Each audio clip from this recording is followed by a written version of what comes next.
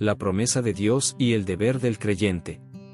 Porque si viviereis conforme a la carne, moriréis, mas si por el Espíritu mortificáis las obras de la carne, viviréis. Romanos 8:13. En este texto el apóstol Pablo confronta a sus lectores con dos caminos de vida posibles. El primero es, si viviereis conforme a la carne moriréis. La otra alternativa es, si por el Espíritu mortificáis las obras de la carne, viviréis.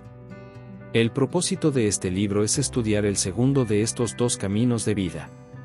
Comenzaremos nuestro estudio examinando las 5 frases que componen nuestro texto. Primeramente, el texto comienza con la palabra, sí. Pablo usa este, sí, para indicar la conexión entre la mortificación de las obras de la carne y la vida. Esto es como decir a un hombre enfermo, si tomas la medicina, pronto te sentirás mejor.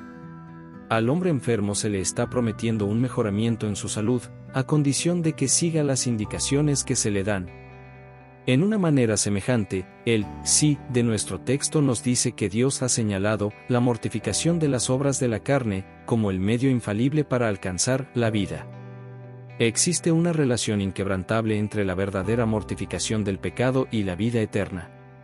Si mortificáis las obras de la carne, viviréis. Aquí está entonces el motivo para obedecer el deber que Pablo prescribe. Segundo, la palabra, vosotros, nos dice a quienes este deber y promesa tiene aplicación. Vosotros, se refiere a los creyentes descritos en el primer versículo como, los que están en Cristo Jesús. Se refiere a aquellos que, no estáis en la carne, sino en el Espíritu, verso 9. Se refiere a aquellos en quienes mora el Espíritu, versos 10 y 11. Es tonto e ignorante esperar que alguien que no sea un creyente verdadero, cumpla con este deber.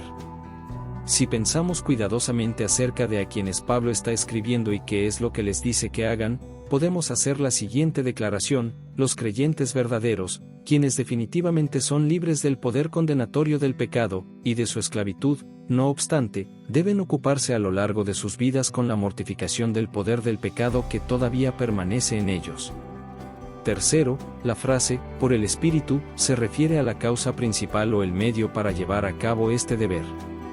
El Espíritu mencionado aquí es el mismo que se menciona en el versículo 11, es decir, el Espíritu Santo. Él mora en nosotros, verso 9, y nos da vida espiritual, verso 11.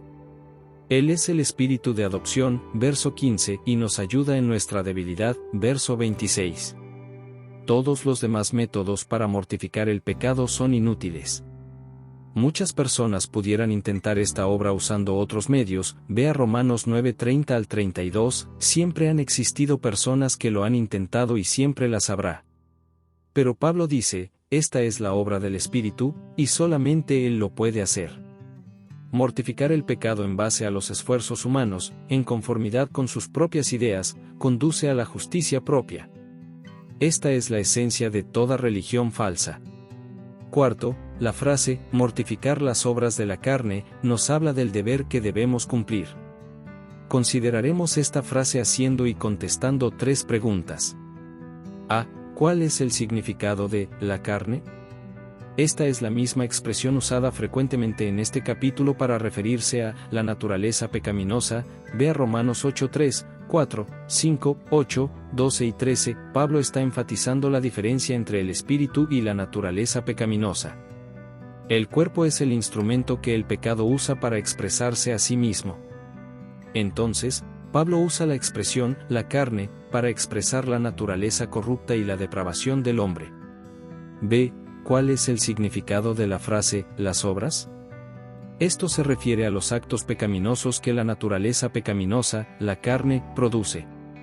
En Gálatas 5, 19-21 el apóstol nos da algunos ejemplos de estas obras, y manifiestas son las obras de la carne, que son, adulterio, fornicación, inmundicia, disolución, idolatría, hechicerías, enemistades, pleitos, celos, iras, contiendas, disensiones, herejías, envidias, homicidios, borracheras, banqueteos. Pero la preocupación principal de Pablo en Romanos 8 no son las obras externas, sino su causa interior. Es el deseo pecaminoso no controlado lo que produce tales obras y lo que necesita ser radicalmente tratado. C. ¿Cuál es el significado de mortificar, hacer morir o amortiguar? Este es un lenguaje figurado.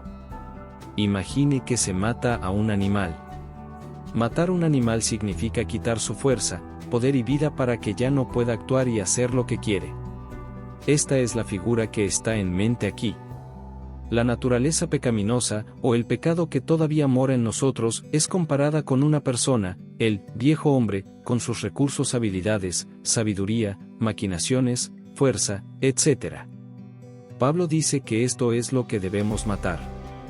Esto es lo que debería ser muerto, mortificado, es decir, su fuerza, poder y vida deberían ser quitados por el Espíritu.